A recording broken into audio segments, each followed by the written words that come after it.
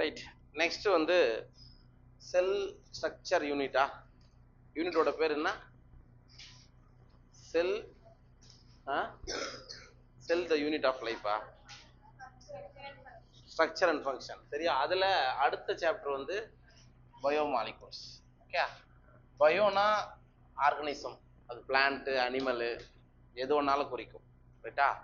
மாலிகுல்ஸ்னா அதுல இருக்கக்கூடிய molecules, macro molecules. மெயினா நம்ம இங்க பார்க்க போறது மேக்ரோ மாலிகுல்ஸ் தான் பார்க்க போறோம். லிப்பிடு, புரோட்டீனு, கார்போஹைட்ரேட்டு, அதுக்கப்புறம் நியூக்ளிக் ஆசிடு, இதை பத்தி மட்டும்தான் இந்த லெசன்ல நம்ம பார்க்க போறோம். Okay right. சரி, அப்ப இந்த லெசன்ல வேற என்னென்னலாம் படிப்போம் அப்படின்னா, how to analyse chemical composition. சரியா?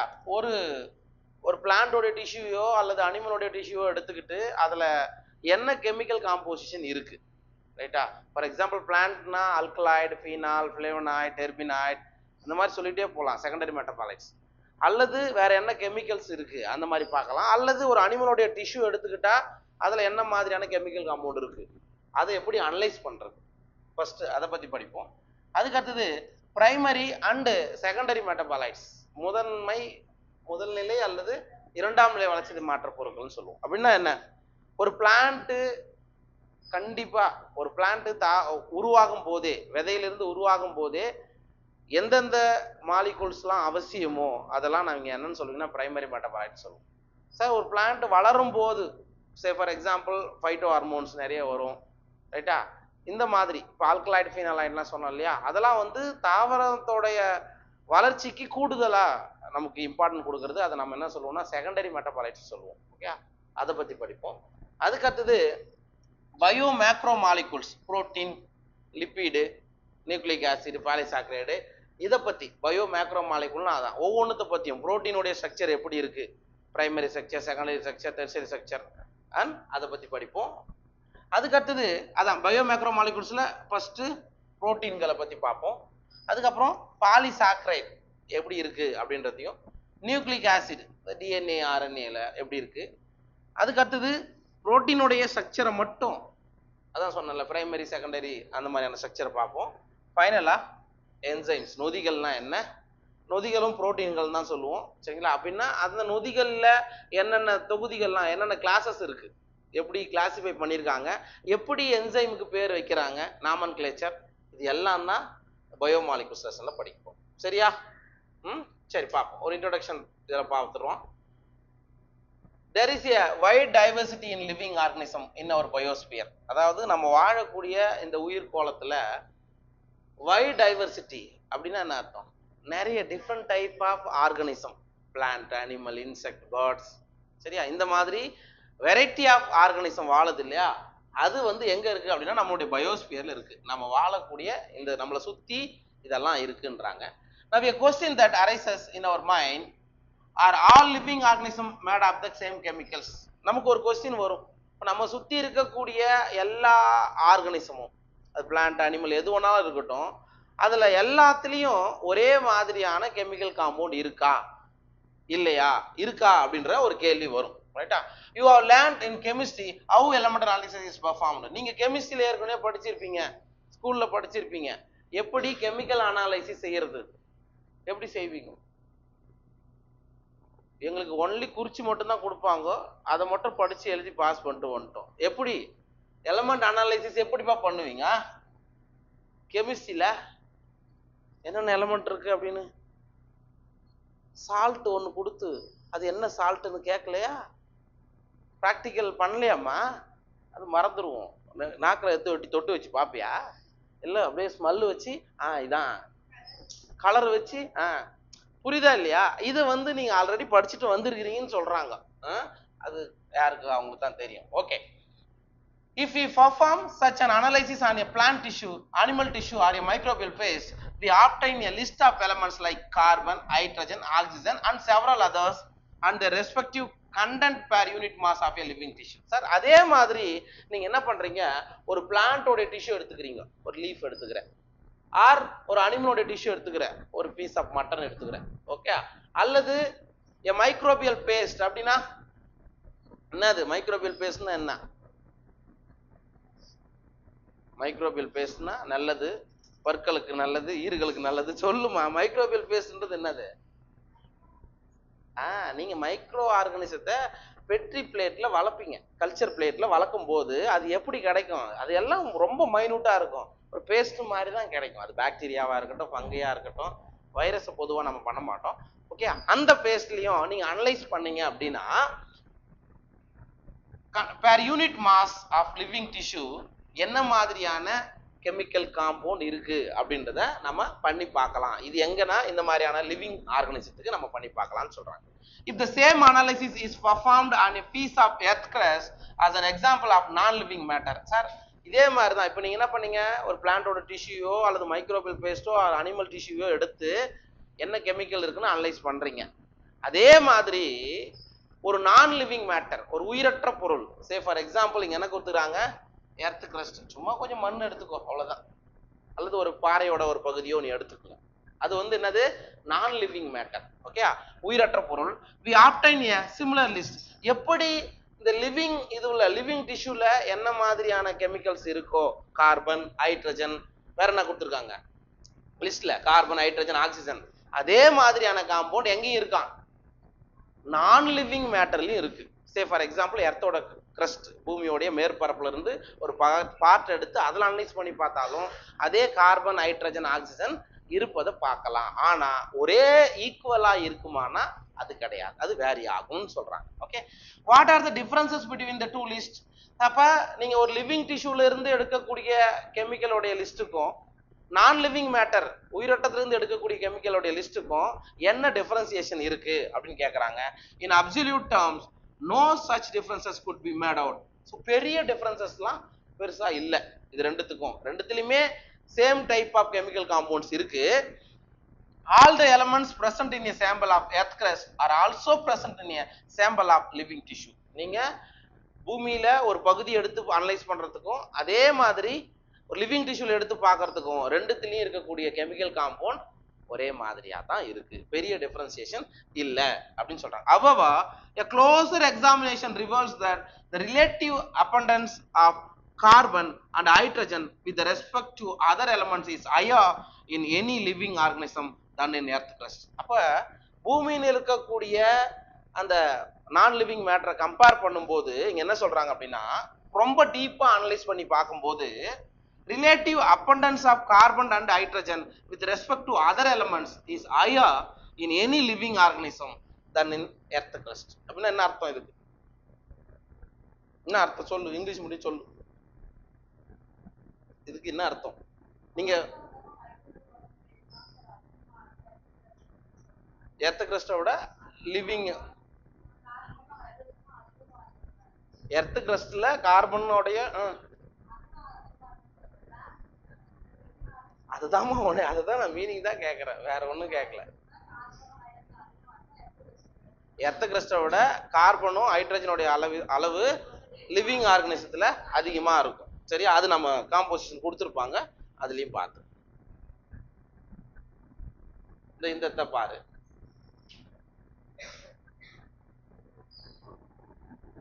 எஸ், இது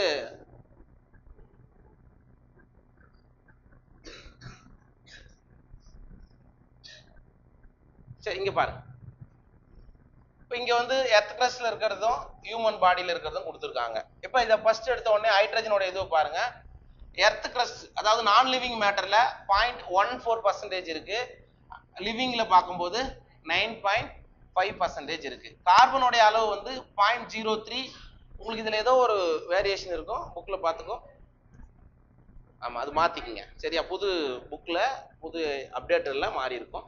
கார்பனோடைய அளவு வந்து 0.03 தான் இருக்கு எர்த் கிரஸ்ட்ல. ஹியூமன் பாடியை பொறுத்த மட்டும் 18.5% இருக்கு. ஆக்சிஜனுடைய அளவு 46.6% எர்த் கிரஸ்ட்ல இருக்கு, ஹியூமன் பாடியில 65% இருக்கு. நைட்ரஜன் வந்து எர்த் கிரஸ்ட்ல கொஞ்சமா ரொம்ப கம்மியா இருக்கு, ஆனா ஹியூமன் பாடியில 3.3 இருக்கு. சல்பரோடைய அளவு 0.03 தான் எர்த் கிரஸ்ட்ல, இங்க 0.3 இருக்கு.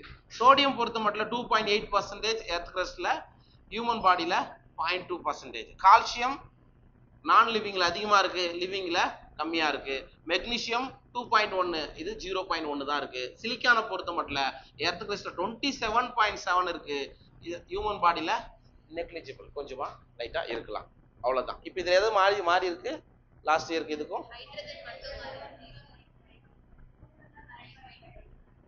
முன்னாடி எவ்வளவு இருந்தது அது மட்டும் பார்த்துக்கோ. அப்போ முன்னாடி படிச்ச சென்டென்ஸுக்கும் உங்களுக்கு ஹைட்ரஜனும் ஆக்சிஜனும் எங்க அதிகமா இருக்குது?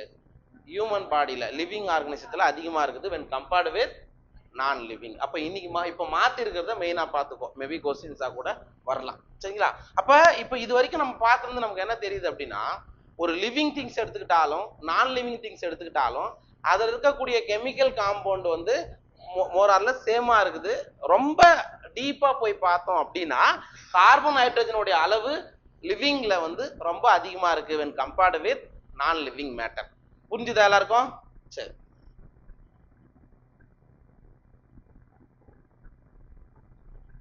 Right. How to analyze chemical composition in living tissue அப்படி வச்சுக்கோ. ஒரு பிளான்ட்லயோ அல்லது அனிமல்லயோ எப்படி அதில் இருக்கக்கூடிய கெமிக்கல் காம்போசிஷனை நீங்க அனலைஸ் பண்ணுவீங்க, எப்படி ஆராயறது, எப்படி கண்டுபிடிக்கிறது, சரிங்களா? we can continue asking in the same way what type of organic compounds are found in living organisms. அதே மாதிரியான क्वेश्चंस தான் நம்ம திருப்பி கேட்போம். ஒரு லிவிங் ஆர்கானிசத்துல ஆர் லிவிங் டிஷ்யூல என்ன வகையிலான ஆர்கானிக் காம்பவுண்ட் இருக்கும், கெமிஸ்ட்ரியில இன்னும் டீப்பா ஆர்கானிக் என்ன இருக்குன்னு கேக்குறாங்க. how does one go about finding the answer? இதுக்கு எப்படி ஒருத்தர் வந்து பதில கண்டுபிடிக்க முடியும்? to get an answer one has to perform a chemical analysis. அப்ப ஒரு லிவிங் டிஷ்யூல இருக்கக்கூடிய கெமிக்கல் காம்பவுண்ட் என்னன்னு கண்டுபிடிக்கிறதுக்கு நீங்க என்ன பண்ணணும்? கெமிக்கல் அனாலிசிஸ் செய்ய வேண்டும், சரியா? வேதி பகுப்பாய்வு செய்யணும். we can take any living tissue, a vegetable or a piece of liver. நீங்க என்ன பண்றீங்க, ஏதாவது ஒரு லிவிங் டிஷ்யூ எடுத்துக்கிறீங்க. இதுக்கு எக்ஸாம்பிள் என்ன கொடுக்குறாங்க? ஒரு வெஜிடபிள், ஒரு கேரட்டோட பீஸ் எடுத்துக்கோ, அல்லது a piece of liver. என்ன லிவர்? அனிமலோடைய, மனுஷனுடைய லிவர் கூட எடுத்துக்கோ. நீ டாக்டர் ஆயிட்டு அங்க எடுக்கலாம், எத்தனை பேர் எடுக்க போறியோ அப்புறம். சரி, அப்போ கடையில போயிட்டு ஒரு லிவரோட பீஸ் கூட எடுத்துக்கோ. and grind it in trichloroacetic acid Cl3CCOH. இது அனலைன் பண்ணி வச்சுக்கோ. அப்ப என்ன பண்றீங்க, ஒரு மார்டர் அண்ட் பெஸ்டல் கேள்விப்பட்டுக்கிறியா? ஆமா, இப்படிதான் இருக்கும்னு வச்சுக்கோ. உள்ள ஆயா வெத்தலை பாக்க இருக்கிற மாதிரி ஒண்ணு இருக்கும், சரியா? பீங்கான்ல வரும். அதுல என்ன பண்றீங்க, ஒரு பீஸ் ஆஃப் ஏதோ ஒரு லிவர் பீஸே எடுத்து நீ உள்ள போட்டுக்கிற, பிளஸ் அது கூட என்ன ஆட் பண்ற? Trichloro acetic acid Cl3CCOOH or CCOH எப்படின்னா ஞாபகம் வச்சுக்கோ. அதையும் ஊத்தி என்ன பண்றீங்க, நல்லா போட்டு நல்லா அரைக்கிறோம். அரைச்சா என்ன கிடைக்கும்? ஆமா, அது இது கூட என்ன பண்ணுவோம் அப்படின்னா, ஜென்ரலா என்ன பண்ணுவாங்க, யூஸ்வலா லீஃப்ல என்னென்ன டைப் ஆஃப் பிக்மெண்ட் இருக்கு? ABCDE தான். லீவ்ல CDE A இருக்கும், B இருக்கும், அப்புறம் சாந்தோஃபில் இருக்கும், கரோட்டினாய்டு இருக்கும், அவ்வளவுதான் இருக்கும், சரியா? CDE எல்லாம் போக கூடாது, அது ஆல்கைல போயிடும், ரைட்? அப்ப நீங்க எப்படி அனலைஸ் பண்ணுவீங்க? நாங்க யூஸ்வலா என்ன பண்ணுவோம் அப்படின்னா, ஒரு 4 இலைய பறிச்சாத வேண்டியது, போயிட்டு ஒவ்வொரு செடியில் இருக்கிற கொஞ்சம் கொஞ்சம் இலையை எடுத்து இந்த மாற்றர்ல போட்டு நம்ம இந்த ட்ரைக்ளோரோஅசிட்டிக் அமிலத்தை கொஞ்சமா சேர்த்து, அது நல்லா அரையாது, என்ன பண்ணுவோம் அப்படின்னா சிலிக்கா பவுடர் போடணும். சிலிக்கா பவுடர் கிடைக்கலன்னா மணல் இருக்குல்ல, நல்லா ஜலிச்சு அதில் போட்டு அதுக்கப்புறம் போட்டு என்ன பண்ணணும், நல்லா அரைக்கணும். அரைக்கும் போது உங்களுக்கு என்ன மாதிரி கிடைக்கும்? அதான் இப்போ பாட்டி வெத்தலை பாக்கு நசுக்குச்சுன்னா என்ன மாதிரி ஜூஸியா வருதோ அந்த மாதிரி உங்களுக்கு கிடைக்கும், சரியா? அதே மாதிரி தான் இங்கேயும் என்ன கிடைக்கும், உங்களுக்கு ஒரு ஸ்லரி மாதிரியான ஒரு அமைப்பு நமக்கு கிடைக்கும். நல்லா போட்டு அரைக்கணும். யூசிங் மார்டர் அண்ட் பெஸ்டில், இந்த மாதிரி தான். கல்வம் குழவம்னு சொல்லுவாங்க தமிழ்ல, அது வேண்டாம். we obtain a thick slurry. நமக்கு எப்படி கிடைக்கும்? கொஞ்சம் வாட்டராகவும் இருக்கும், கொஞ்சம் ஒரு சில இதுவாகவும் கிடைக்கும். if we were to strain this through a cheesecloth or cotton, we would obtain 2 fraction. அப்ப நீங்க என்ன பண்றீங்க, எல்லாத்தையும் இது பண்ணிட்டு இது என்ன பண்றீங்க, ஃபில்டர் பண்றீங்க. இந்த மாதிரி ஃபனல்ல கீழே ஒரு பீக்கர் வச்சுக்கோ, ஓகே? என்ன பண்றோம், இதை நாம இது நல்லா அரைச்சிட்டு ஊத்த போறோம். அதுக்கு நாம என்ன பண்றோம், இந்த ஃபனலுக்கு மேல என்ன பண்றோம், சீஸ் கிளாத் அல்லது காட்டன் நீங்க என்ன பண்ணிடுறீங்க, இது மேல போட்டுறீங்க. இது மேலனா ஃபார் எக்ஸாம்பிள் சீஸ் கிளாத்தை இந்த மாதிரி ஒரு லேயரா போட்டுறீங்க, அல்லது காட்டனை ஒரு லேயரா போட்டுறீங்க. போட்டுட்டு நீங்க என்ன பண்றீங்க, இந்த அரைச்சி வச்சிங்க இல்லையா, அரைச்சி வச்சத இதுல ஊத்துறீங்க. புரியுதா, இதுல நீங்க ஊத்துறீங்க. இதுல என்ன இருக்கும், திக்கான பொருளும் இருக்கும், அதாவது சொல்யூட்டும் இருக்கும், சால்வெண்ட்டும் இருக்கும், ரெண்டுமே இருக்கும். கரை பொருளும் இருக்கும், கரைப்பானும் கலந்த மாதிரியே இருக்கும். இப்ப என்ன நடக்கும் யூஸ்வலா, ஆமா இது வந்து இது என்னது, இது ஒரு மெம்பரேன், ஒரு சவ்வு மாதிரியான ஒரு அமைப்பு.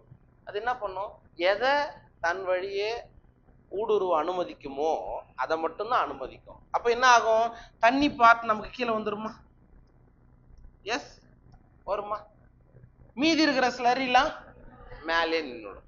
சரியா, அததான் இங்க சொல்றாங்க. இங்க பாருங்க, we would obtain two fraction, ரெண்டு fraction நமக்கு கிடைக்கும். One is called filtrate or more technically the acid soluble fluid. அப்படின்னு என்ன சொல்றாங்க, இதுதான் first one, நமக்கு பனல் வழியா வருது இல்லையா, அதுதான் முதல் ஒண்ணு. இது நீங்க என்ன சொல்றீங்கன்னா ஃபில்ட்ரேட், தமிழ் என்னது, வடிபொருள். வடிபொருள் அல்லது வேற என்ன மாதிரி சொல்லலாம், ஆசிட் சாலிபிள் பொருள். எது எதுலாம் ட்ரைக்ளோரோ அசிட்டிக் அமிலத்துல கரைஞ்சதோ அந்த மாலிகுள்ள எங்க வந்துட்டு இருக்கோம், கீழே வந்துடும், கீழே வந்துடும். இதுக்கு பேரு ஃபில்ட்ரேட் அல்லது ஆசிட் சாலிபிள் பொருள். சரியா, புரிஞ்சிச்சா சார்? மேலேயே இன்னொன்னு நிக்குது இல்ல, இதான் ரெண்டு, எல்லாம் வடிகட்டின பிறகு மேலேயே நிக்குது. ஒண்ணும் இல்ல, டீ தூள் போடுற, பாலில் போடுற, அது யாரெல்லாம் டீ போட்டிங்களோ அவங்களுக்கு தெரியும். சரியா, போடுறோம், நல்லா கொதிக்குது. கொதிச்ச உடனே என்ன பண்றோம், வடிகட்டுறீங்க. வடிகட்டும் போது என்ன ஆகுது, டீ தூள் மட்டும் மேலே நிற்குது. ஒன்ஸ் அப்பான் ஏ டைம் அந்த ஃபில்டர் நல்லா இல்லைன்னா ஒரு சில துகளும் கீழே வந்துடும். சரியா, ரைட். அப்ப மேல டீ தூள் மட்டும் இருக்கும், கீழே என்ன இருக்குது, அது பால், அதை கலந்து அந்த கலரோட கீழே போகுது. சரியா, அப்ப எது வடிகட்டின பிறகு நல்லா டீ நம்ம குடிக்கக்கூடிய வருதா அதான் ஃபில்ட்ரேட். சரியா, மேல நிக்கிறது நீங்க என்னன்னு சொல்றீங்க, retained are the acid insoluble fraction, அமிலத்தில் கரையாதவை. அதெல்லாம் எங்க நிக்கும், மேல நிக்கும். தமிழ் என்ன சொல்றீங்க, ரெட்டனேட்னா அப்படிதான் குத்துக்கிறேன். ரெட்டனேட்னா என்னன்னு தெரியல. சரி, ஓகே, மேல இருக்கிறது ரெட்டனேட், கீழே இருக்கிறது ஃபில்ட்ரேட். ஓகேவா, புரிஞ்சிச்சா? Right. Scientists have found thousands of organic compounds in the acid soluble fluid. அப்ப கெமிஸ்ட்ரி படிச்சவங்க இந்த ஃபில்ட்ரேட்ல, அதாவது ஆசிட் சாலிபிள் ஃபிராக்ஷன்ல, அமிலத்தில் கரையக்கூடிய பொருள்ல thousands of chemicals இருக்கிறத கண்டுபிடிக்கிறாங்க. யாரு, சயின்டிஸ்ட் வந்து இதை ஆராய்ச்சி பண்ணும்போது உங்களுக்கு அதிகமான கெமிக்கல் காம்பவுண்ட்ஸ் எங்க இருக்குதான், ஆசிட் சாலிபிள் fluid அல்லது ஃபில்ட்ரேட்ல கிடைக்குது. புரிஞ்சிச்சா? இது அடியில் இருக்கிற இதுல கிடைச்சது. In higher classes, you will learn about how to analyze a living tissue sample and identify a particular organic compound. இன்னும் ஹையர் கிளாஸஸ்ல நீங்க மெடிக்கல் சேரும் போது அல்லது வேற ஏதாவது சேரும் போது, இல்ல அதுக்கு தான் வந்துக்கிறீங்க, ரைட், ஓகே, அப்படி படிக்கும்போது நீங்க எப்படி ஒரு டிஷ்யூக்குள்ள ஒரு பர்டிகுலர் ஆர்கானிக் காம்பவுண்டை ஐடென்டிஃபை பண்றது அப்படின்றத ஹையர் கிளாஸஸ்ல நீங்க பார்க்கலாம். என்னென்னலாம் படிப்பீங்க தெரியுமா? குரோமட்டோகிராஃபி கேள்விப்பட்டிருக்கீங்களா? வண்ண பிரிகை முறை தமிழ்ல. அதுல ரெண்டு இருக்குது. ஒண்ணு பேப்பர் குரோமட்டோகிராஃபி, தாள் வண்ண பிரிகை முறையா, இன்னொன்னு காலம்னு ஒண்ணு படிப்பீங்க, பெரிய பியூரட்ல போட்டு பண்ணுவோம். சரிங்களா, அதெல்லாம் ரிசர்ச் லெவல்ல போகும்போது என்ன பண்ணுவோம், பர்டிகுலர் காம்பவுண்ட். அப்போ ஒரு லீஃப் இருக்கு, அந்த பிக்மெண்ட்ஸ், நிறைய பிக்மெண்ட்ஸ் வரும்பா. ஒரு லீஃப்ல பர்டிகுலரா என்ன காம்பவுண்ட் இருக்கு அது நமக்கு தெரியாது. புதுசா இப்ப நமக்கு என்ன, ஃபார் எக்ஸாம்பிள் நீம் பிளான்ட் இருக்கு. சரியா, நீம் பிளான்ட்ல அசாடிராக்டின் அப்படின்ற ஒரு கெமிக்கல் காம்பவுண்ட் ஐடென்டிஃபை பண்ணியிருக்காங்க. இது ஏற்கனவே பண்ணியிருக்காங்க. சரியா, புதுசா நீ கண்டுபிடிக்கணும்னா நீ என்ன பண்ணணும், அகைன் அந்த லீஃபை அரைச்சி இந்த மாதிரி பண்ணி குரோமட்டோகிராஃபி மூலியமா டிஃப்ரெண்ட் ஃபிராக்ஷன்ல, அதாவது ஈத்தர் இதெல்லாம் கேள்விப்பட்டுக்கிறியா, பெட்ரோலியம் ஈத்தர், ஆல்கஹால், இதெல்லாம் டிஃப்ரெண்ட் ஃபிராக்ஷன்ல போடும்போது ஏதாவது ஒரு கெமிக்கல் காம்பவுண்ட் செட்டில் ஆகும். சரியா, அந்த காம்பவுண்டை ஸ்கேனிங் எலக்ட்ரான் மைக்ரோஸ்கோப் கேள்விப்பட்டுக்கிறீங்களா, அது மூலியமா அதுல எத்தனை கார்பன் இருக்கு, ரித்திகா, கார்பன் அப்புறம் என்ன இருக்கும் ஒரு கெமிக்கல் காம்பவுண்ட்ல, கார்பன் எத்தனை இருக்கு, ஹைட்ரஜன் எத்தனை இருக்கு, ஆக்சிஜன் எத்தனை இருக்குன்னு சொல்லிட்டு அதோட மாலிகுலார் ஸ்ட்ரக்சரை வரைவாங்க. சரியா? மாலிகுலர் ஸ்ட்ரக்சர் இந்த மாதிரி கூட இருக்கலாம், புரியுதா? எப்படி ஒன்னாலும் இருக்கலாம். இங்கெல்லாம் கார்பன், ஹைட்ரஜன், அதோட எண்ணிக்கையை நம்மளால ப்ரிடிக்ட் பண்ண முடியாது. நீங்க எலக்ட்ரான் மைக்ரோஸ்கோப் செம்மு வச்சு பார்த்துட்ட பிறகாட கெமிஸ்ட்ரி என்ன பண்ணுவாங்க, for example C22 H56 O5 வரலாம். அது என்ன கெமிக்கல் காம்பவுண்ட் கெமிஸ்ட்ரி கிட்ட கொடுத்தீங்கன்னா அவங்க சொல்லிடுவாங்க. ஸோ இந்த பிளான்ட்டை நம்ம இந்த லீஃபை தான் நீங்க ஒரு மருந்தா யூஸ் பண்றீங்க அப்படின்னா அதுல பர்டிகுலரா இந்த கெமிக்கல் காம்பவுண்ட் இருக்கு. அந்த கெமிக்கல் காம்பவுண்டோட ஸ்ட்ரக்சரை வரைஞ்சிட்டாங்க, தெரிஞ்சிச்சு அப்படின்னா ஆர்டிஃபிஷியலா என்ன பண்ணிடுவாங்க, இந்த காம்பவுண்டை உருவாக்க முடியும். உருவாக்கிட்டு டேப்லெட் ஃபார்ம்ல கொடுத்துருவாங்க. இப்படிதான் நடக்கிறது யூஸ்வலா. சரிங்களா? ரைட். அப்போ நீங்க ஹையர் கிளாஸஸ்ல எப்படி ஒரு பர்டிகுலர் காம்பவுண்டை மட்டும் பிரித்தெடுக்கிறது அப்படின்றத நீங்க படிக்கலாம்னு சொல்றாங்க. It will suffice to say here that one extracts the compounds, then subject the extract to various separation techniques till one has separated a compound from all other compounds. அதாவது நிறைய chemical compound இருக்கு இல்லையா, அந்த நிறைய chemical காம்பவுண்டை separate பண்றதுக்கு various techniques இருக்குது. சரியா? Various techniques இருக்குது. அதுதான் நீங்க சொல்றீங்கல்ல, கலர் டிஃப்ரெண்டா வரும்போது வேற வேற என்ன சொல்றது, வேற வேற டெஸ்டிபிள் பிடிச்சி வைப்போம். நாங்க ரிசர்ச் பண்ணும்போது தனித்தனியா பிடிச்சி வைப்பாங்க. அப்பதான் ஒவ்வொன்றுத்துலயும் என்னென்ன காம்பவுண்ட் இருக்குன்றத நம்மளால ஈஸியா என்ன பண்ண முடியும், ஐடென்டிஃபை பண்ண முடியும்னு சொல்றாங்க. In other words, one isolates and purifies a compound. Analytical techniques when applied to the compound give us an idea of the molecular formula and the probable structure of the compound. அதுதான் ஒருத்தர் வந்து நீங்க ஒரு compound isolate பண்ணிட்டீங்க, நான் இப்ப சொன்ன மாதிரி தான் அது என்ன பண்ணணும், ஸ்கேனிங் எலக்ட்ரான் மைக்ரோஸ்கோப் மூலமா பார்த்து அதோட ஸ்ட்ரக்சரை வரைஞ்சி அதோடைய காம்பவுண்டோட பேர் என்னன்னு ஐடென்டிஃபை பண்ண முடியும். எப்படி ஒரு பிளான்ட் வந்து இந்த பிளான்ட் தானான்னு நம்ம பாட்னி படிச்சவங்க சொல்றாங்களோ அந்த மாதிரி கெமிஸ்ட்ரி படிச்சவங்க அதை கரெக்டா அந்த ஸ்ட்ரக்சரை வச்சு இந்த காம்பவுண்ட் தான் அப்படின்றத மேபி அவங்களால என்ன பண்ண முடியும், ஐடென்டிஃபை பண்ண முடியும்னு சொல்றாங்க. ஓகே. அதுக்கு அடுத்தது, all the carbon compounds that we get from living tissue can be called biomolecules. ஒரு லிவிங் டிஷ்யூல இருந்து நீங்க பெறக்கூடிய எல்லா கார்பன் காம்பவுண்டையும் நீங்க என்னன்னு சொல்றீங்க, பயோமாலிகூல்ஸ் தான் சொல்றோம். ஓகேவா? எல்லாத்தையுமே. However, living organisms have also got inorganic elements and compounds in them. Sir only organic compounds மட்டும் தான் இருக்கானா? இல்ல, லிவிங் ஆர்கனிசம்ல வேற என்னவும் இருக்குது, இன்ஆர்கானிக் காம்பவுண்ட்ஸும் இருக்குது.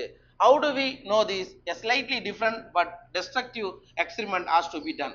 சார் இதே மாதிரி தான், ஆனா வேற மாதிரியான டெக்னிக்ஸை பயன்படுத்தி, எக்ஸ்பெரிமெண்ட்டை பயன்படுத்தி இன்ஆர்கானிக் காம்பவுண்ட் எது இருக்கு அப்படின்றத நம்ம அனலைஸ் பண்ணலாம்.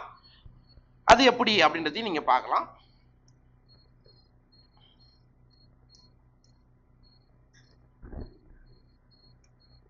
However, living organisms have also got inorganic பார்த்துட்டோம். How do we know this?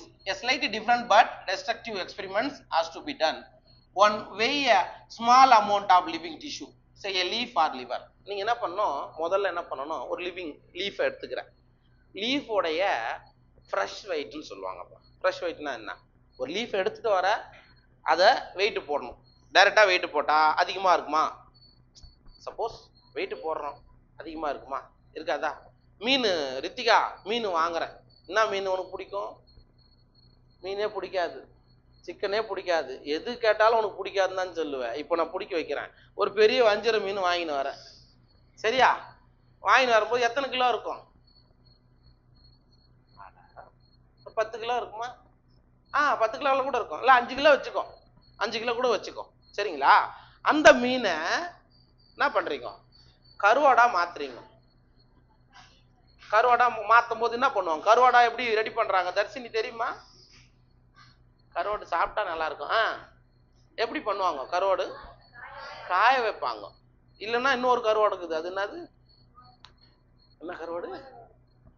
வாழை கருவாடு. நம்ம ஊர் பக்கம் விற்கிற கருவாடு மட்டும்தான் வாழை கருவாடுன்னு சொல்லுவாங்கம்மா. அது ரைட்டு.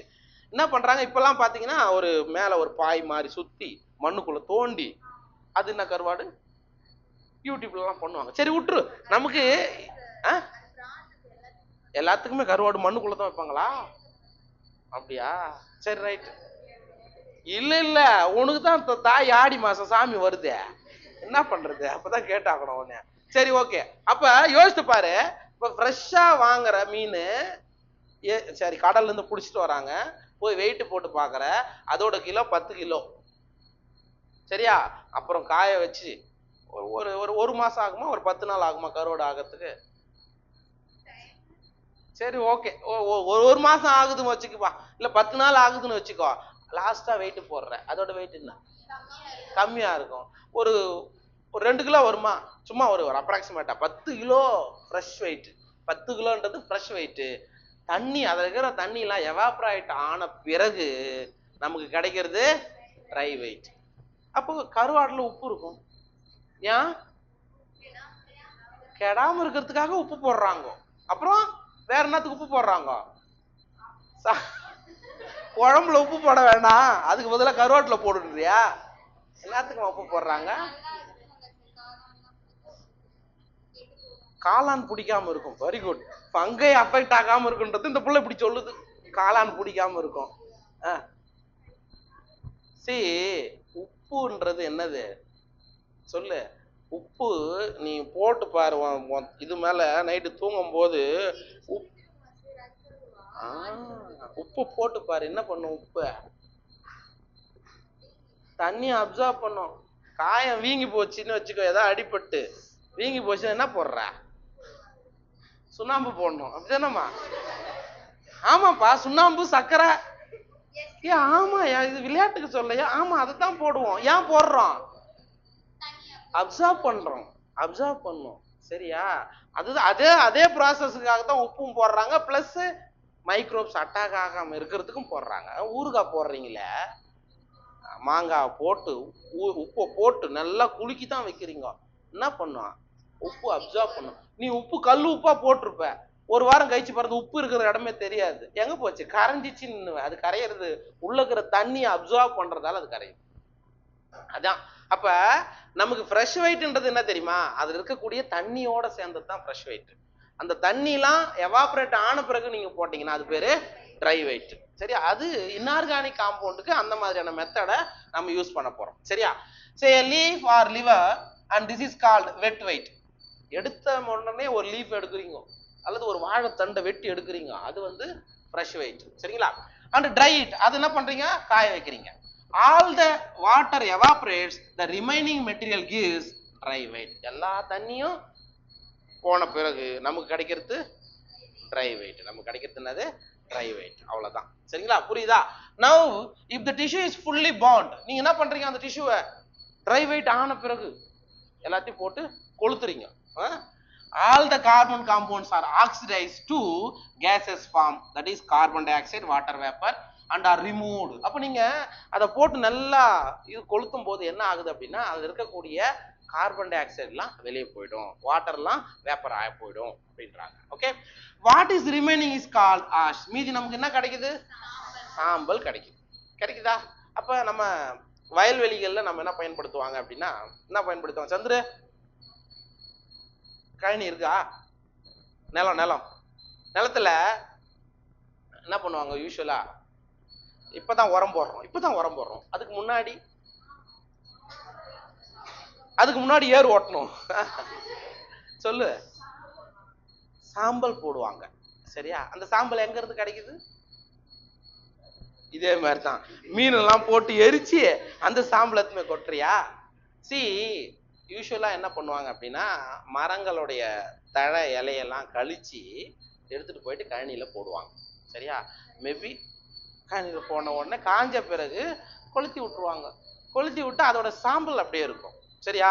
இன்னொரு கல்டிவேஷன் இருக்கு, ஜூம் கல்டிவேஷன். பழைய நீட் பசங்கள்லாம் இது தெரியணும், போன சிலபஸ்ல இருந்திருக்கும். ஜூம் கல்டிவேஷன் ஒன்று இருக்குது. அப்படின்னா என்ன தெரியுமா? இப்போ கோதுமை பயிரிடுறாங்க. எங்க இந்தியாவில் எங்க கோதுமை பயிரிடுறாங்கம்மா? பஞ்சாப்ல. அங்க என்ன பண்ணுவாங்க அப்படின்னா, இங்கதான் நம்ம என்ன பண்றோம்? மாட்டுக்கு வைக்கல வேணும், வைக்க புல்லா அது வேணும்னு வைக்கல கட்டிட்டு வரோம். அங்க அப்படி கிடையாது. கோதுமையை மட்டும் எடுத்துக்கிட்டு அதோடைய வேஸ்டேஜஸ் இருக்குது இல்லையா, அதை அங்கேயே போட்டு கொளுத்தி விட்டுருவாங்க. அதுக்கு பேர் தான் ஜூம் கல்டிவேஷன். சரியா? தமிழ்ல எக்ஸாக்டா பேர் தெரியல, ஜூம் கல்டிவேஷன். சார் எதுக்காக அவங்க கொளுத்தி விடுறாங்க? அதுல இருக்கக்கூடிய இன்ஆர்கானிக் கண்டென்ட்லாம் மண்ணுலே மறுபடியும் போகணும். கரும்பு பயிரிடுவாங்க, பாத்துக்கிறீங்களா? கரும்பு வெட்டிட்டு அந்த சொனையா ஏதோ ஒண்ணு கீழே போட்டு என்ன பண்ணிவிடுவாங்க, கொளுத்தி விடுவாங்க. அந்த மண்ணுக்கே அந்த இன்ஆர்கானிக் காம்பவுண்ட்ஸ் போகணும். அதான் இங்க அர்த்தம். சரியா? அப்ப இலையோ இதுவையோ ட்ரை வெயிட் பண்ணிட்டு அதை நீங்க கொளுத்தின பிறகு நமக்கு கிடைக்கிறதா நம்ம என்ன சொல்றோம், ஆஷ், சாம்பல் அப்படின்னு சொல்றோம். புரிஞ்சுச்சா இது? சார் அந்த ஆஷ் எடுத்து அனலைஸ் பண்ணணும், அதுல என்னென்னலாம் இருக்கு அப்படின்னு. This ash contains inorganic elements like calcium, magnesium. இந்த மாதிரியான இன்ஆர்கானிக் காம்பவுண்ட்ஸ், தமிழ்ல என்ன அர்த்தம், கனிம பொருட்களா? ஆமா. இந்த மாதிரியான அப்ப அந்த அந்த நமக்கு கிடைக்கக்கூடிய சாம்பல்ல கால்சியம், மெக்னீசியம் இதெல்லாம் இருக்குது. இந்த காலத்துல இப்பதான் வந்துருச்சு பேஸ்ட் பிரஷ் யூஸ் பண்றோம். அந்த நம்ம அம்மாக்கள் என்ன பல்லு வலிக்கிருப்பாங்க, சாம்பல் கல் இருக்குது இல்ல, செங்கல்ல உடைச்சி அதை எடுத்து பல்லு விளக்குவாங்க. அவங்க பல்லாம் நல்லா இருந்தது, நமக்குலாம் சொத்த வந்தது. சரி ரைட், எதுக்கு நான் சொல்றேன்னா, அப்ப அந்த சாம்பல்ன்றதுல என்னெல்லாம் இருக்கு, கால்சியம், மெக்னீசியம் இருக்கு. நம்ம பல்லுக்கு நல்லது கால்சியம் அப்படின்னு ஞாபகம் வச்சுக்கோ. சரியா? ரைட்.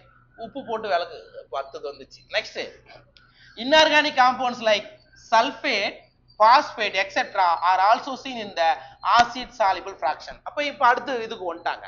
இன்ஆர்கானிக் காம்பவுண்டான சல்பேட்டும் பாஸ்பேட்டும் இந்த இடத்துல அன்லைன் பண்ணிக்கோ. எது இன்ஆர்கானிக் காம்பவுண்ட்? ஆசிட் சாலிபிள் ஃபிராக்ஷன்ல இருக்கு அப்படின்னு கேட்பாங்க. சரிங்களா? அப்ப நமக்கு ஃபில்டர் பண்ணி கீழே இருக்குது இல்லையா ஃபில்ட்ரேட், அதுல இன்ஆர்கானிக் காம்பவுண்ட்ஸ் ஆன பாஸ்பேட்டும் சல்பேட்டும் அதுலயே இருக்கு அப்படின்றாங்க. therefore elemental analysis gives elemental composition of living tissue in the form of hydrogen, oxygen, chlorine, carbon etc. அப்ப நீங்க என்ன பண்றீங்க, ஒரு லிவிங் டிஷ்யூல இருந்து எலிமெண்ட் அனலைஸ் பண்ணும்போது அதுல கார்பன், ஆக்சிஜன், குளோரின் இதெல்லாம் இருக்கிறத நம்ம என்ன பண்ணலாம், கண்டுபிடிக்கலாம்னு சொல்றாங்க. இது வரைக்கும் புரிஞ்சுதா? Yes, right. அடுத்தது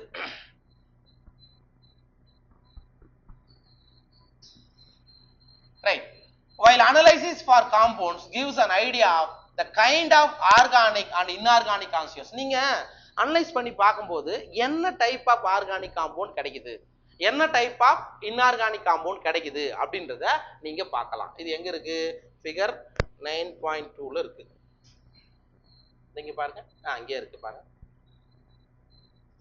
ஒரு லிவிங் டிஷ்யூல இருக்கக்கூடிய இன்ஆர்கானிக் காம்பவுண்ட்ஸ் கனிம பொருட்கள் என்னென்னலாம் அப்படின்னா, சோடியம் அதோட மாலிகுலர் ஃபார்முலா Na+, இதோட சேர்த்தே படிச்சுக்கோங்க. இதெல்லாம் உங்களுக்கு கெமிஸ்ட்ரி நீங்க தான் தெரியும். பொட்டாசியம் K+, கால்சியம் அப்படின்னா 2+ என்ன சொல்லுவீங்க, 2. Right, okay. Ca++. Magnesium Mg2+. Water நமக்கு எல்லாருக்கும் தெரிஞ்சது தான். வேற என்ன காம்பவுண்ட்ஸ்லாம் இன்ஆர்கானிக் காம்பவுண்ட்ஸ் லிவிங் டிஷ்யூல இருக்கு அப்படின்னா, sodium chloride, calcium carbonate, phosphate, sulphate. சரியா? இதெல்லாம் பார்த்துக்குங்க.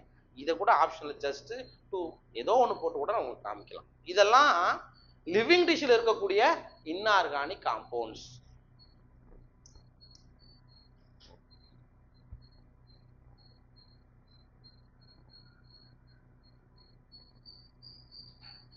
Right. While analysis for compounds gives an idea the kind of organic and inorganic compounds பார்த்துட்டோம். From a chemistry point of view, அதாவது ஒரு கெமிஸ்ட்ரி வராரு, நீங்க என்ன பண்றீங்க, இந்த மாதிரி அனலைஸ் பண்ணதை அவர்கிட்ட கொடுக்குறீங்க. அவரோட பாயிண்ட் ஆஃப் வியூல அவர் என்ன சொல்லுவார் அப்படின்னா, one can identify functional group like aldehyde, ketone, aromatic compounds. Chemistry sir வந்தா இதை அனலைஸ் பண்ணாங்கன்னா அதுல ஆல்டிகைட் குரூப் இது இருக்குது, கீட்டோன் குரூப் C++O கீட்டோன் அது இருக்குது, அண்ட் அரோமாட்டிக் காம்பவுண்ட்ஸா இந்த ரிங்க போட்டு அதெல்லாம் காமிப்பாங்க. அது வந்து கெமிஸ்ட்ரியோட பாயிண்ட் ஆஃப் வியூல என்ன காம்பவுண்ட் இருக்குது, அது ஆல்டிகைடா, அரோமேட்டிக்கா அல்லது கீட்டோன் டைப்பா அப்படின்றது அவங்க பார்ப்பாங்க. யாரு, கெமிஸ்ட்ரி பாயிண்ட் ஆஃப் வியூ, ஒரு கெமிஸ்ட்ரி சயின்டிஸ்ட் பார்த்தாங்க. But from a biological point of view, biology படிச்சவங்களால we shall classify them into amino acid, nucleotide bases, fatty acids, இப்படி தான் நம்ம சொல்ல முடியும். நமக்கு தெரிஞ்சது பயாலஜி படிச்சவங்களுக்கு ஒரு 20 டைப் ஆஃப் அமினோ ஆசிட்ஸ் இருக்கு, அது அலனைனா, லைசினா அப்படின்றத சொல்லலாம். அல்லது நியூக்ளியோடைட் பேசஸ் என்னென்ன இருக்குது, nitrogen bases, adenine, guanine, cytosine, thymine, acid, அதை சொல்லலாம். அண்ட் ஃபேட்டி ஆசிட்ஸா அப்படின்றது யார் மட்டும் சொல்ல முடியும், பயாலஜியால இது மட்டும் தான் சொல்ல முடியும். அது கீட்டோனை பத்தியோ ஆல்டிகைடை பத்தியோ அரோமாட்டிக்கை பத்தியோ பயாலஜியால சொல்ல முடியாது அப்படின்றாங்க. ஓகேவா, புரிஞ்சுச்சா? ரைட். இப்போ கொஞ்சம் கொஞ்சமா பயாலஜிக்குள்ள வரும். Amino acids R organic compounds. ஒரு பயாலஜி வந்து அதில் அனலைஸ் பண்ணி எடுக்கிறாரு அமினோ ஆசிட். அந்த அமினோ ஆசிட் அப்படின்றது ஒரு ஆர்கானிக் காம்பவுண்ட், கரிம பொருள், containing on amino group and on acidic group as substituents on the same carbon. ஒரே கார்பன்ல என்னென்ன குரூப் இருக்கணும்பா? அமினோ குரூப்பா, அப்புறம்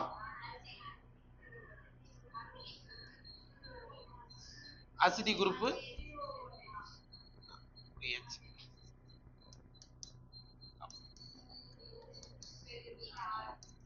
புரியுது? அது எது எது வந்து ஜாயிண்ட் ஆகுதோ அதை பொறுத்து அமினோ ஆசிட் வந்து வேரி ஆகும். சரிங்களா, வேரி ஆகும். அப்ப amino acids R organic compounds containing on amino group. ஒரு அமினோ குரூப் இருக்கும், பிளஸ் ஒரு அசிடிக் குரூப் இருக்கும், and a substitution of the same carbon. ஒரே கார்பன்ல அது பதிலீடு செய்யப்பட்டிருக்கும். சே ஃபார் எக்ஸாம்பிள், அப்ப அந்த கார்பனுக்கு பேர் என்ன சொல்றாங்க? Alpha carbon. இதுவே இன்னொரு கார்பன் அப்படியே வந்ததுன்னா பீட்டா கார்பன். இதெல்லாம் நீங்க கெமிஸ்ட்ரியில படிச்சிருப்பீங்கப்பா. அதான் hence they are called alpha amino acid. அப்ப ஒரே கார்பன், அதான் ஆல்பா கார்பன் சொல்றோம். அந்த ஆல்பா கார்பன்ல அமினோ தொகுதியும், இது என்ன தொகுதி? கார்பாக்சில் தொகுதியா, COOH அப்படி இணைக்கப்பட்டிருந்தா அந்த அமினோ ஆசிட் நீங்க என்ன சொல்லுவீங்க? ஆல்பா அமினோ ஆசிட்னு சொல்றோம். நான் அடுத்த இதுல அந்த பிபிடில நான் காமிக்கிறேன் எல்லாத்தையும். they are substituted methanes. there are 4 substituents group occupying the 4 valency position. சரிங்களா, அதாவது இதான வேலன்சி பொசிஷன். கார்பனுக்கு எத்தனை வேலன்சிமா? 4 தான இருக்கும். சரிங்களா, these are hydrogen carboxyl group, amino group and a variable group designated as R group. அப்ப என்னென்னலாம் இருக்கும் அப்படின்றத இங்க சொல்றாங்க. 4 வேலன்சி பொசிஷன்ல ஒன்னு ஹைட்ரஜன், சரிங்களா, ரெண்டாவது கார்பாக்சிலிக் குரூப், மூணாவது அமினோ குரூப், இன்னொன்னு என்னது? வேரியல் group designated as R group. அதான் என்னது? ஆர் தொகுதி. இது எது ஜாயிண்ட் ஆகுதோ அதை பொறுத்து அமினோ ஆசிடோட பேரு வேரி ஆகும். புரிஞ்சுதா? ஒரு அமினோ ஆசிட் எடுத்துக்கிட்டீங்கன்னா யூசுவலா ஒரு அமினோ தொகுதி, ஒரு கார்பாக்சிலிக் தொகுதி, ஒரு ஹைட்ரஜன் தொகுதி பிளஸ் வேரியபிள் ஆர் தொகுதி இருக்கும். ஓகேவா? Based on the nature of R group there are many amino acid. Sir, இந்த ஆர் குரூப்ல எது வந்து ஜாயிண்ட் ஆகுது அப்படின்றத பொறுத்து நிறைய அமினோ ஆசிட்ஸ் இருக்கு. however those which occur in proteins are only of 20 types only. அதாவது புரோட்டீன்ல இருக்கக்கூடிய அமினோ அமிலங்களை பொறுத்து எத்தனை வகை இருக்கு அப்படின்னா 20 இருக்கு. 20 அமினோ ஆசிட் இருக்குது. சரியா, யூசுவலா 21 சொல்லுவாங்க, ஆனா அக்கார்டிங் டு என்சிஆர்டி பிரகாரம் 20 அமினோ ஆசிட் இருக்கு. எங்க? புரோட்டீன்கள்ல இருக்கிறத பொறுத்து. சரிங்களா, ரைட். இருக்கு, நான் அந்த இதுவும் காமிக்கிறேன். அப்ப ஒரு இது என்னது? இது அமினோ ஆசிட் இருக்குன்னா ஒரு அமினோ ஆசிட்ல என்னென்ன தொகுதி இருக்கு அப்படின்னா இது அமைன் குரூப்னு சொல்லுவோம். கரெக்டா? NH2 NH3 எப்படின்னா போட்டுக்கும். இது வந்து கார்பாக்சிலிக் குரூப் பிளஸ் ஒரு ஹைட்ரஜன் குரூப் பிளஸ் ஒரு ஆர் தொகுதி. சரியா, இப்படிதான் ஒரு அமினோ ஆசிடோடைய ஸ்ட்ரக்சர்ன்றது இருக்கும். வேற இந்த இடத்துலயும் வேணுமா பாத்துக்கோ. இந்த ஆர் தொகுதியில எந்த காம்பவுண்ட் இணையுதோ அதை பொறுத்து அமினோ ஆசிடோடைய பேரு வேரி ஆகலாம். புரிஞ்சுச்சா? இங்க பாருங்க. எஸ், சோ இதனுடைய ஸ்ட்ரக்சர்ல பாரு. இந்த ஆர் தொகுதியில ஹைட்ரஜன், சரி, ஆர் தொகுதியில ஹைட்ரஜன் இணைஞ்சா அதுக்கு அந்த அமினோ ஆசிட் பேர் என்னதுங்க? கிளைசின். அதே ஆர் தொகுதியில இது என்னது? இது CH3ன்றது என்னமா? மெத்தில் இணைஞ்சா அதுக்கு பேரு அலனைன். அதே ஆர் தொகுதியில மெத்தில் ஆல்கஹால் இணைஞ்சா அதுக்கு பேரு ஹைட்ராக்சி மெத்திலா அல்ல இருக்கு. சரி, ஓகே, அதுக்கு பேரு செரைன். அப்ப என்ன அர்த்தம் அப்படின்னா அந்த ஆர் தொகுதியில எது இணையுது அதை பொறுத்து நீங்க என்ன பண்ணலாம்? அமினோ ஆசிடோடைய டைப் வேரி ஆகும். புரிஞ்சுச்சா? அதுதான் அந்த பாயிண்ட்ல கொடுத்திருப்பாங்க. ரைட், பாரு. So based on the nature of R group there are many amino acids. However those which occur in proteins are only of 20 types. சரி, புரோட்டீன்ல இருக்கிறத பொறுத்து அமினோ ஆசிடோட எண்ணிக்கை எவ்வளவுதான்? 20 வகை தான் இருக்கு.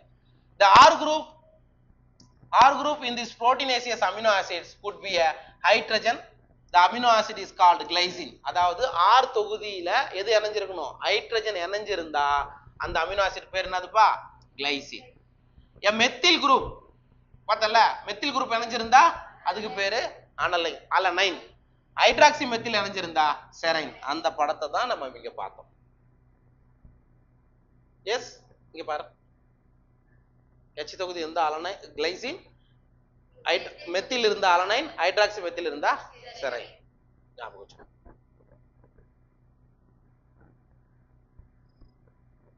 அதுக்கு அடுத்தது 3 of the 20 are shown in figure 9.1. அதாவது 20 அமினோ ஆசிட்ல 3 உங்களுக்கு படத்துல கொடுத்திருக்காங்க. 9.1 எங்க இருக்கு, இதானே, இதான். ஓகே, இங்க இருக்கு பாரு, சரிங்களா? அதேதான் நம்ம பார்த்ததுதான். ஹைட்ரஜன் தொகுதி இணைஞ்சிருந்தா ஆர் தொகுதியில் கிளைசின், மெத்தில் இருந்தா அலனைன், ஹைட்ராக்சி மெத்தில் இருந்தா செரைன். ஓகேவா, புரிஞ்சுச்சா? இந்த ஸ்ட்ரக்சர் தாண்டி பெருசா கேட்க மாட்டாங்க, பார்த்து. அதுக்கு அடுத்தது the chemical and physical properties of amino acids are essentially of the amino, carboxyl and the R functional groups. அதாவது ஒரு அமினோ அமிலத்துடைய கெமிக்கல் ப்ராப்பர்ட்டிஸும் அண்ட் பிசிக்கல் ப்ராப்பர்ட்டிஸும் எதை பொறுத்தது அப்படின்னா அதில் இருக்கக்கூடிய amino, carboxyl and R functional குரூப்பை பொறுத்தது. Based on the number of amino and carboxyl group there are acidic. அதாவது கொஸ்டின்ஸ் வரும், அசிடிக் அமினோ ஆசிட் எது அப்படின்னு கேட்டாங்கன்னா குளுட்டமிக் ஆசிட். அமிலத்தன்மை கொண்ட அமினோ அமிலம், தமிழ்ல குளுட்டமிக் அமிலம். பேசிக் காரத்தன்மை கொண்டது அப்படின்னு கேட்டாங்கன்னா லைசின். நியூட்ரல் அப்படின்னா தமிழ் என்னது, நடுநிலையானது, வேலை. இது மூணுத்தையும் மெயினா அன்லைன் பண்ணிக்கோ, கொஸ்டின்ஸா வரலாம். ரைட்டா? குளுட்டமிக் ஆசிட் அசிடிக் கண்டிஷன், பேசிக் லைசின், இது நிறைய வாட்டி வந்திருக்கும். நியூட்ரல் வந்து வேலை. வேலைன்னு எங்க படிப்பீங்க, ஜெனடிக்ஸ்ல படிக்க மாட்டீங்க? ஆமா சார், படிப்பீங்க, பார்க்கலாம். Okay, similarly there are aromatic amino acid tyrosine, phenylalanine, tryptophan. அதாவது அந்த 20 அமினோ ஆசிட்ல இருக்கக்கூடிய அரோமேட்டிக் தன்மை கொண்ட அமினோ அமிலங்கள் எதுனா ட்ரையோசின், phenylalanine and tryptophan. ஓகேவா? a particular property of amino acid is the ionizable nature of amino and carboxyl group. அதாவது amino ஆசிடோடைய ப்ராப்பர்ட்டி என்ன அப்படின்னா அதுல இருக்கக்கூடிய அமினோ குரூப்பும் பிளஸ் கார்பாக்சிலிக் குரூப்பும். hence in solution of different pH the structure of amino acid changes. pH சரியா, அந்த pH உடைய சேஞ்ச் ஆகும்போது வெவ்வேறு வகையிலான அமினோ அமிலங்கள் அதுல இருந்து கிடைக்கலாம் அப்படின்றத சொல்றாங்க. சரிங்களா? ரைட், இது வந்து நம்ம அடுத்தது கண்டினியூ பண்ணலாம். சரி, சுட்டரையன்னா என்ன அது சொல்லுங்க. B is called deuterionic form. சொல்லு என்னப்பா, என்னது?